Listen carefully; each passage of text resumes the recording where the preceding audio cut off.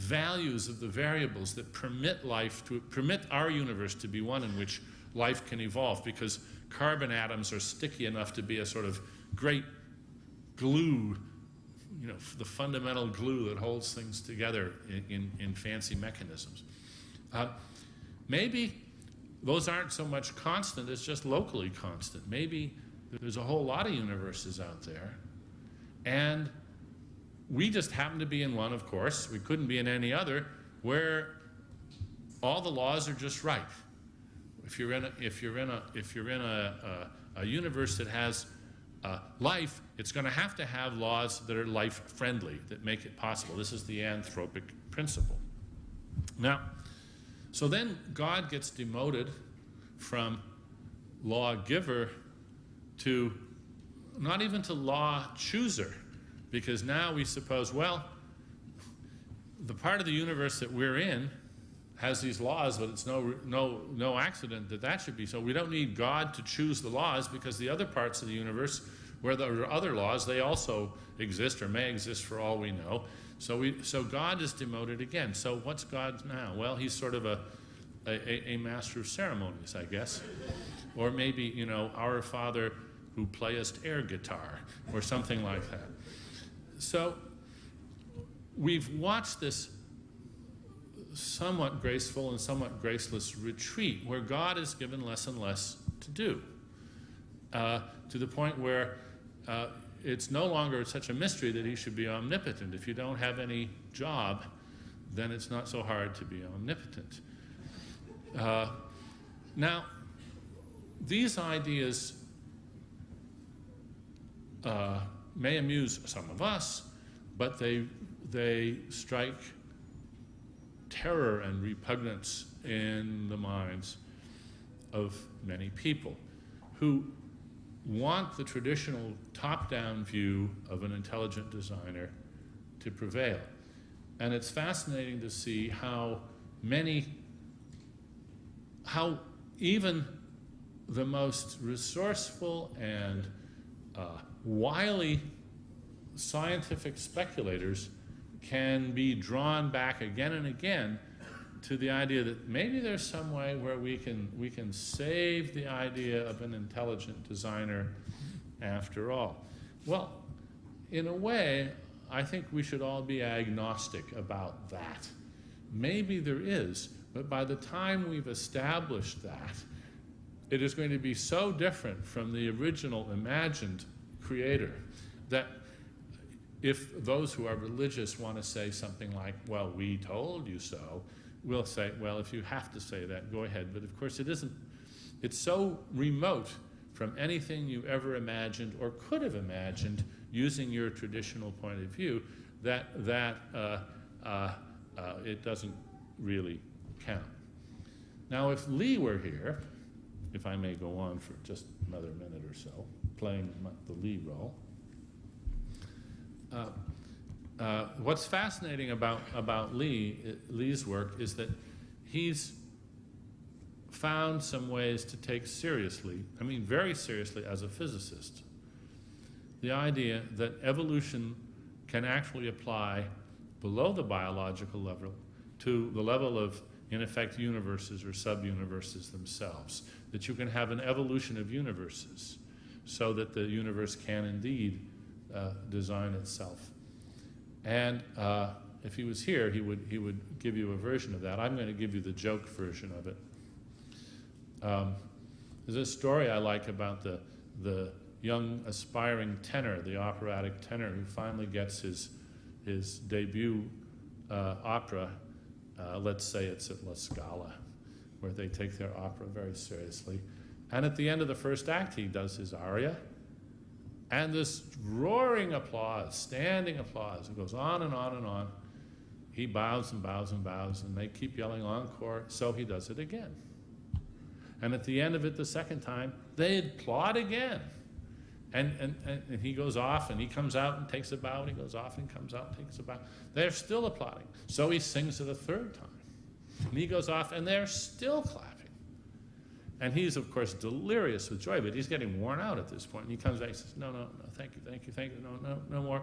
And somebody jumps up and says, no, we're going to make you do it again until you get it right. And that, in effect, is the Lee Smolin theory about universes, too. We're going to do it again until we get it right.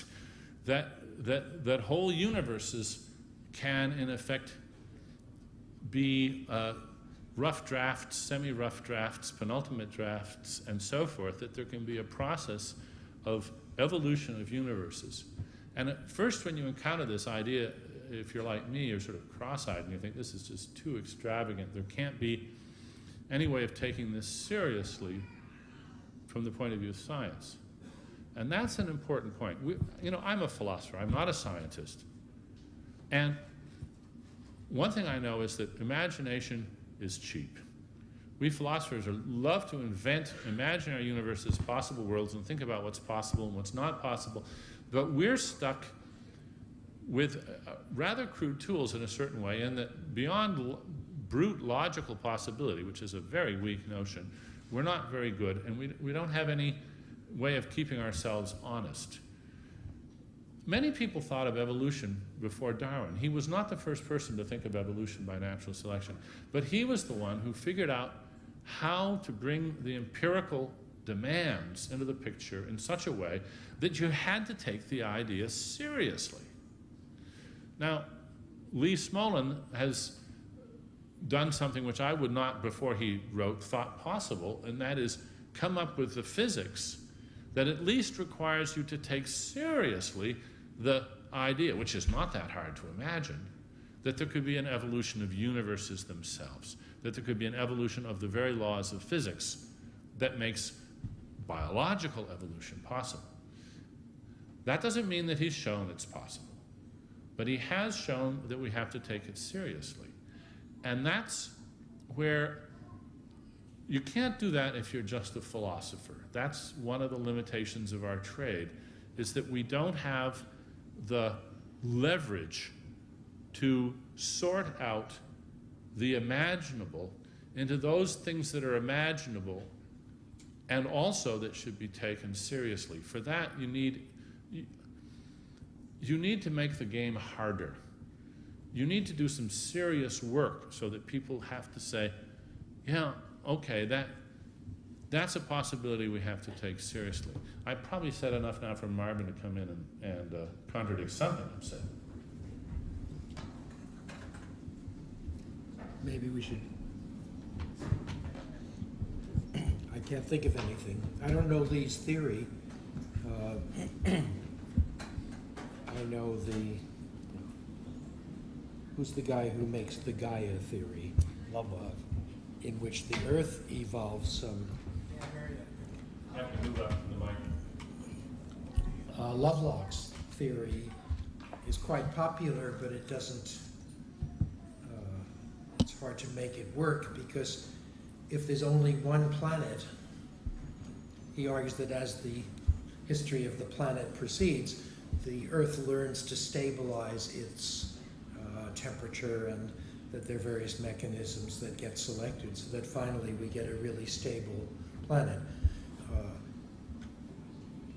Of course, all of us are interested to know if we're alone in the universe, and if not, why aren't we getting email from the rest of it? And one possibility is that this delicate collection of parameters, like the temperature has to be between water freezing and boiling, stuff like that, has to remain, those constants have to remain, or non-constants have to remain bound for billions of years, because it took it's about 600 million years since the first multicellular creatures arrived, plants and animals both. But if the Earth made a mistake, there's no way it could learn from that mistake because there's only one of it. So I'm not sure what Lee's idea is. A single universe can't have selection, and it's hard to have evolution unless there's some selection. On the other hand, no, he does have selection in his theory, and that's okay. What's interesting is that his theory proposes that again, to be crude about it, that black holes are in effect birth options. But do they make copies of things? They make copies with variation. That's the whole. That's the whole point. Okay. And yeah, I'm sorry Lee isn't here. I guess we should just maybe drop that topic because I don't want to do injustice to Lee's ideas there. But I want to suggest something about Lee's perspective and what Martin was just saying about the need for a long period of constancy for evolution to take place. Well, even 1 billion years is just a fraction of, it's not even it's an infinitesimal fraction of infinity. So that you could have a stretch of 1 billion years of pattern is not in itself improbable. But it's important for people to realize, since you can take it personally, that this particular situation we have here is only good for another 3 or 4 billion years, because that's when the sun becomes a red giant. So we've really got to get out of here pretty soon. And what's interesting is that people laugh when you say that, because it's ridiculous to try to survive, isn't it? And I think there is something wrong with people, that they're not very much concerned with the future. They want to live a normal life, and I've interviewed a lot of people as a result of writing an article on longevity in the Scientific American. And in a typical audience, if you ask people would they like to live 500 years, they all say no, almost all.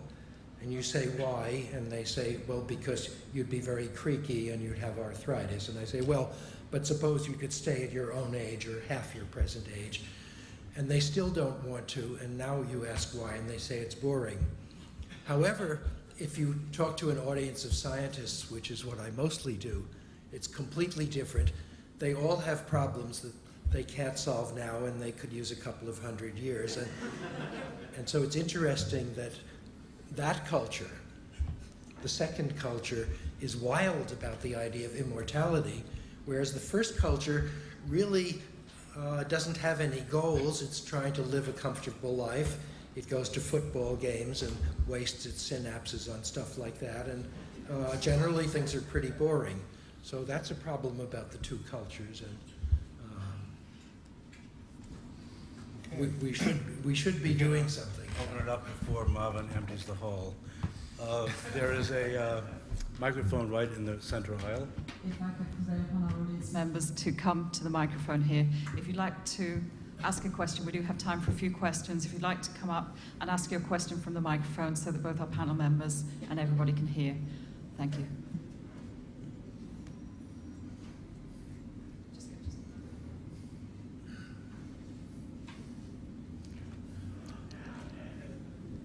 The CIA has these great microphones. So we have one brave questioner coming to the microphone. We can't afford one, I guess. I got up quickly anticipating a rush and discovered I was the only one coming up. You're representing everybody, so. So just relax. Yeah. The idea that we're part of a large ensemble of universes has been getting a lot of currency lately. I read a couple of interesting papers by Max Tegmark that have some very interesting implications. One of the things that he notes is actually that the idea that there's an ensemble of universes is simpler than the idea that there's one, because there's less there's less algorithmic information density in an ensemble, in fact close to none, whereas a single one ironically has far more complexity to it. I was wondering, if if any of you, well, Dr. Minsky was mentioning the idea that, that perhaps that the question of whether or not the universe exists is not an interesting one, perhaps, as Tegmark actually has suggested elsewhere, that, that any mathematically consistent set of rules that could give rise to life is going to be internally experienced. Yeah. I was wondering if you might want to expand upon that more. No, I think there's no way you could tell whether you're in one that exists or not, and so it seems like you shouldn't spend any of your 30,000 days worrying about that. There must be 30,000 questions that are... Let me make one little comment on that. I don't yet know how to assess Max Tegmark's ideas or David Deutsch's ideas or Lee Smolens's ideas, to name three, and there's and Seth Lloyd and others. There's many, but I know this much. They're really interesting ideas that have more hooks on them than some of the old philosophical chestnuts. If you just ask yourself the question, why is there something rather than nothing? You're just sort of gobsmacked. There's nothing you can do with that question. You don't know what the background is. You don't know anything about what would count as an answer. Now, in one sense, that's, by my lights, that's what philosophy is. Philosophy is what you're doing when you don't know what the right questions are, and you don't know what would count as a good answer. But one of the reasons that I, as a philosopher, am interested in these proposals by the physicists is that they have shape, they have structure, they have detail. There's something you can do with them. Maybe some of them are completely crazy in the end, but we're going to be able to figure that out. They're not just waffling ideas. They're ideas that have implications that can be very carefully and rigorously developed. And that's the reason that I'm interested in them. I have a remark about that, because I didn't bring it with me. There's a nice quote by a philosopher named John Searle, who says that, 150 years ago, the latest thing was the telegraph, and people said, oh, maybe that's how animals work. The nerves are like telegraph wires, and then there was the telephone and radio. And he says, artificial intelligence, or the computational idea of psychology, is just the latest fad, and it will pass too, because non-philosophers always adopt the latest technological breakthrough as their worldview. I just wanted to say that, and it's related to what Dan said, that I can't, well, when the students come in September and they say, I say, what do you want to study? And they say, I want to study computer science. I usually say, well, that's just a fad, in the sense that if you study computer science rather than mathematics for 4 years, then by your senior year, you'll have to start all over, because computer science obeys Moore's law, and the amount of it doubles every 4 years. So there's just no point in trying to keep up with that. But seriously, I think computer science is a new thing. It has nothing to do with computers. Those are just things for computing. What computer science did, starting around 1950, was to take up where mathematics had run flat. How do you describe very complicated systems? Well, mathematics is great for describing a system that depends on a few axioms or laws. Geometry has about 10 axioms. There's a beautiful thing called group theory that has 4, or maybe it's 5, and you can explore them in great depth. But if there's 50 assumptions, mathematics is sort of helpless. And if one of the assumptions says there's a switch where it can either go this way or that way, things are pretty bad. So what happened starting around 1950 was the development of new ways of describing things in terms of procedures that people had barely imagined. And then you had the computers to see what the consequences of these assumptions would be, even if you couldn't figure them out. So I think that in some sense, this is the last fad, but it will change into unrecognizably more powerful forms. And the idea of psychology being a collection, what happens if you have a whole collection of highly evolved computers interacting in highly evolved ways is probably the answer to a lot of questions that had no answers at all before. This question is to start with Dan. This is in regard to your book, Freedom Evolves, which I read a couple months ago and I very much enjoyed and can recommend.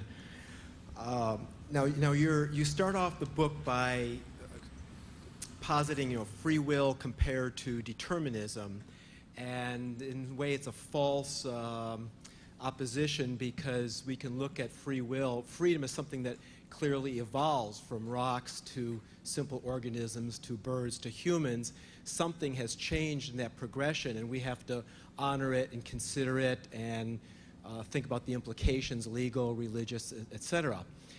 But somewhere near the end of the book, you make a statement, if I'm remembering correctly, where you say that still doesn't get us past the conundrum of determinism, because as you go from one step, let's say the mind as a whole, down to cognitive modules, down to neurons, down to molecules, down to atoms, determinism still holds, but there's so many levels of so much complexity that we will never be able to do the computation, let's say, from the atom to the human mind, and therefore we don't have to worry about it.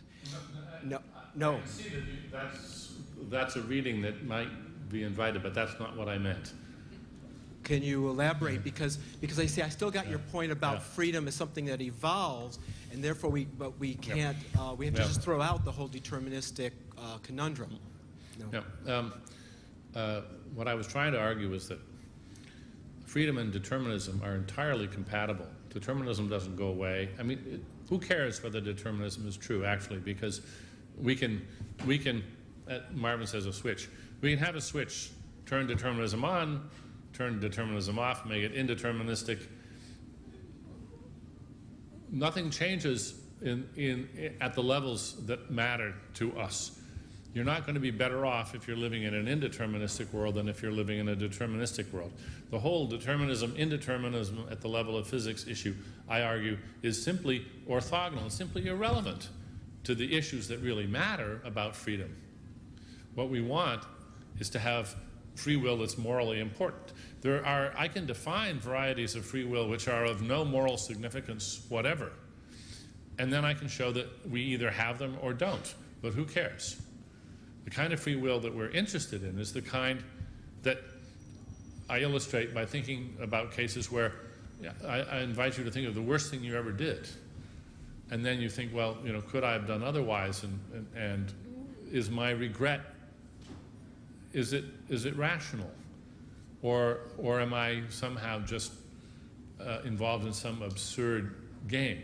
And I try to show why it can be rational, why it is rational to conceive of your life in terms of free choices. And it's not an illusion. But you have to understand that what free choices means and ought to mean is not what the philosophical tradition says it is. Does that help? Well, yeah, because I do recall you would say that we have free will, but it's not the free will that most of us thought we had. That's right. Next question, please. Hello. I haven't read any of your books, but I thought it'd be kind of fun to take God's side for just a little bit. Sure. And by means of kind of E.O. Wilson's sociobiological interpretation of what religion's about, you guys both seem to suggest, at least, that religion is something that the species kind of adopted because we needed some quick answers, and we've been kind of hesitant to get rid of because it explains things. Of course, Wilson's point is that religion is actually a very successful adaptation that the species made, and it's been so successful because it reinforces things like altruism and the family and social cohesion, and so it actually is no big problem. Did he say things like that, or are you saying them? Well, I'm saying the words I'm saying, but he wrote them on Human Nature years ago. Yeah. These were the freshman notes, yeah. And that it's, been a very successful idea. Well, here's another really successful idea on the evolutionary time scale. If it's sweet, eat it. The sweet tooth is a fine adaptation, or was. We've outgrown that adaptation. It is now not fitness enhancing at all. In our hunter-gatherer days, the sweet tooth was a great adaptation to have. It really helped us. But now it's the bane of our existence, and we're working very hard to figure out how to overcome this natural, deeply ingrained love of sweet things. And we're succeeding to some extent. At least we understand the problem. So it might be true that our religious sweet tooth was a great idea for a long time. And it might also be true that it isn't a good idea anymore. It might be turning on us now. The fitness of an adaptation, or the fitness enhancing power of an adaptation, is not guaranteed to last forever. And in fact, one of the great sources of evidence about evolution is when we see adaptations which have outlived their usefulness and are now becoming positively harmful. It's simply an open question whether religion, whether the sort of cohesiveness of religion is still good for us. I like the analogy with what my farmer friends in Maine have told me. They call it a nurse crop. When I replanted my hay fields some years ago, one of the local farmers said, well, you want to put down oats as a nurse crop when you plant the timothy, the hay. I said, what do you mean a nurse crop? And he said, well, you plant both seeds at once, and the oats come up first, and they keep out the weeds, and they protect the timothy until it can grow up. And the oats grow up first, and you can harvest the oats if you want, or you can just leave them. They're just sort of a protective shield, a nurse crop for the timothy. And I think that religion may well have been a sort of cultural nurse crop. I don't think we need it anymore, however valuable it may have been in the early days of civilization. I have a simple question, you'll be glad to know, about computation, and I suppose that makes it more Dr. Minsky's province, although I'm not fussy.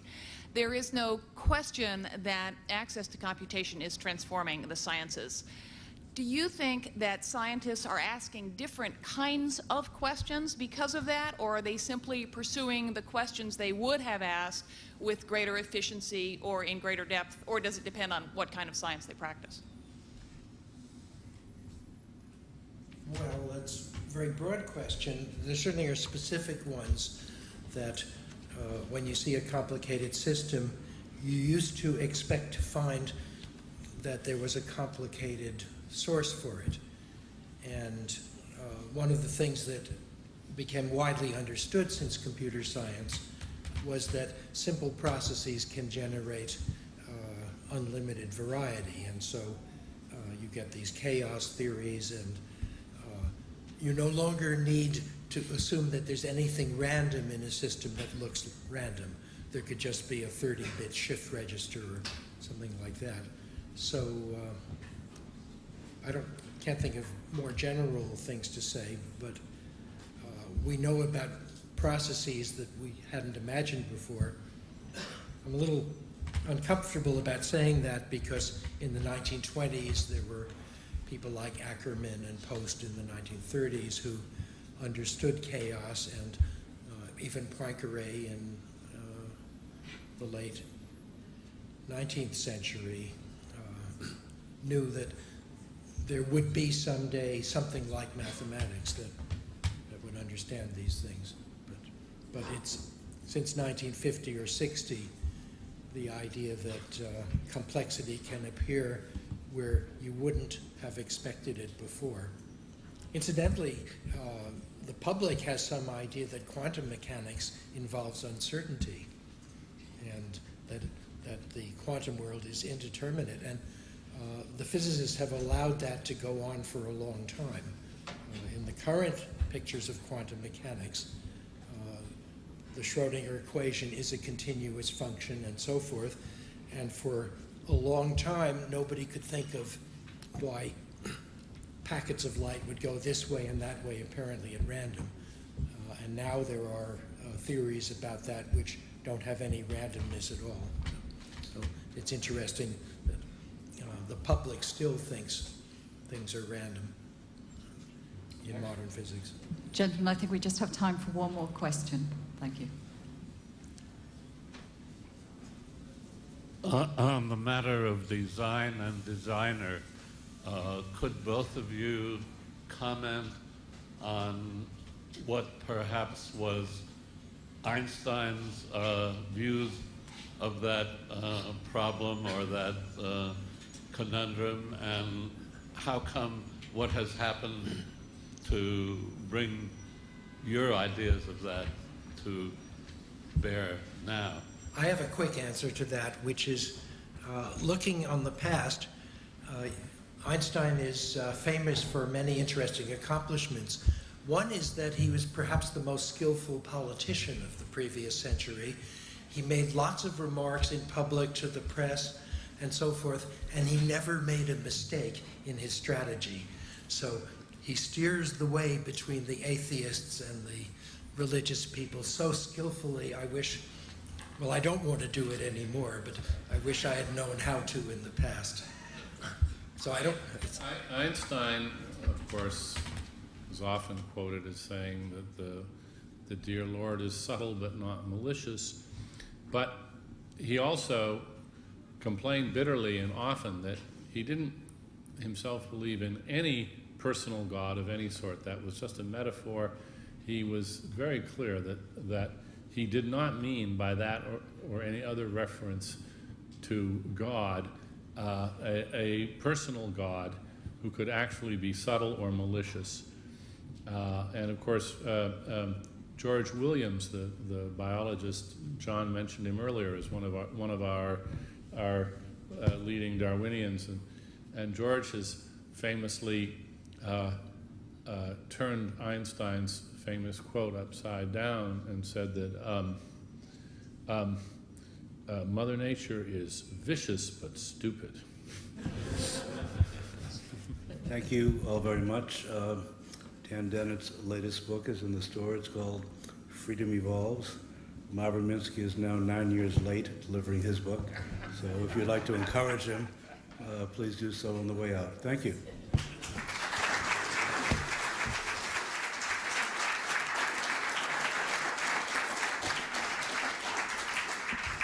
Our thanks to all our guests, John Brockman, Daniel Dennett, Marvin Minsky.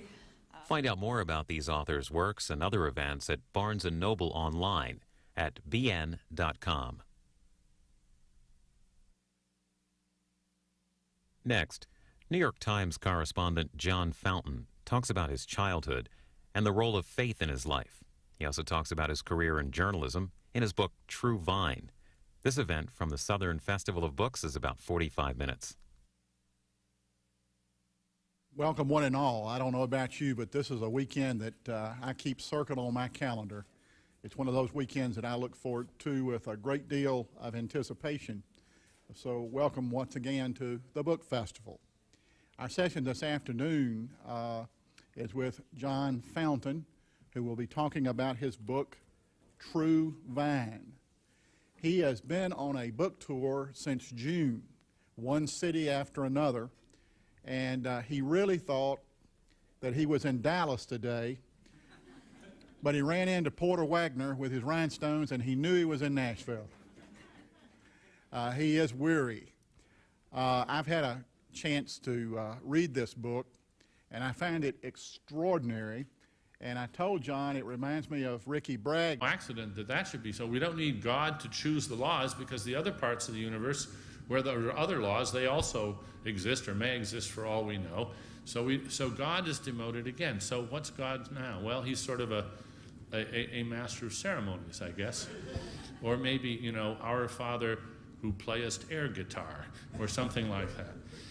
So we've watched this somewhat graceful and somewhat graceless retreat where God is given less and less to do, to the point where it's no longer such a mystery that he should be omnipotent. If you don't have any job, then it's not so hard to be omnipotent.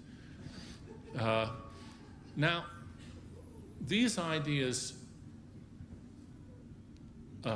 may amuse some of us, but they strike terror and repugnance in the minds of many people who want the traditional values of the variables that permit our universe to be one in which life can evolve, because carbon atoms are sticky enough to be a sort of great glue, the fundamental glue that holds things together in fancy mechanisms. Maybe those aren't so much constant as just locally constant. Maybe there's a whole lot of universes out there, and we just happen to be in one, of course. We couldn't be in any other, where all the laws are just right. If you're in a universe that has life, it's going to have laws that are life-friendly, that make it possible. This is the anthropic principle. Now, so then God gets demoted from lawgiver to not even to law chooser, because now we suppose, well, the part of the universe that we're in has these laws, but it's it doesn't really count. Now, if Lee were here, if I may go on for just another minute or so, playing the Lee role, what's fascinating about Lee's work is that he's found some ways to take seriously, very seriously as a physicist, the idea that evolution can actually apply below the biological level to the level of, in effect, universes or sub-universes themselves. That you can have an evolution of universes so that the universe can indeed design itself. And if he was here, he would give you a version of that. I'm going to give you the joke version of it. There's a story I like about the young aspiring tenor, the operatic tenor, who finally gets his debut opera. Let's say it's at La Scala, where they take their top-down view of an intelligent designer to prevail. And it's fascinating to see how even the most resourceful and wily scientific speculators can be drawn back again and again to the idea that maybe there's some way where we can save the idea of an intelligent designer after all. Well, in a way, I think we should all be agnostic about that.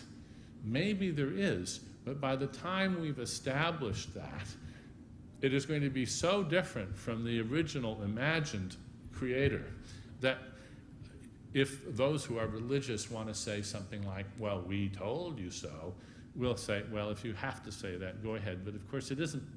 It's so remote from anything you ever imagined or could have imagined using your traditional point of view that very seriously.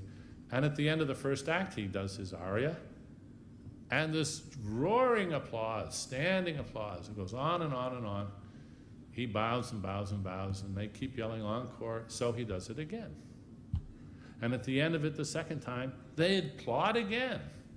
And he goes off, and he comes out and takes a bow, and he goes off and comes out and takes a bow.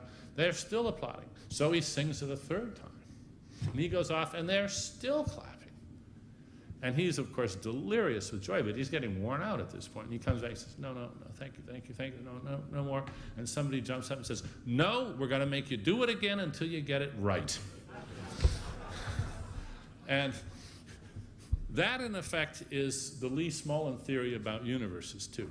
We're going to do it again until we get it right. That whole universes can, in effect, be rough drafts, semi-rough drafts, penultimate drafts, and so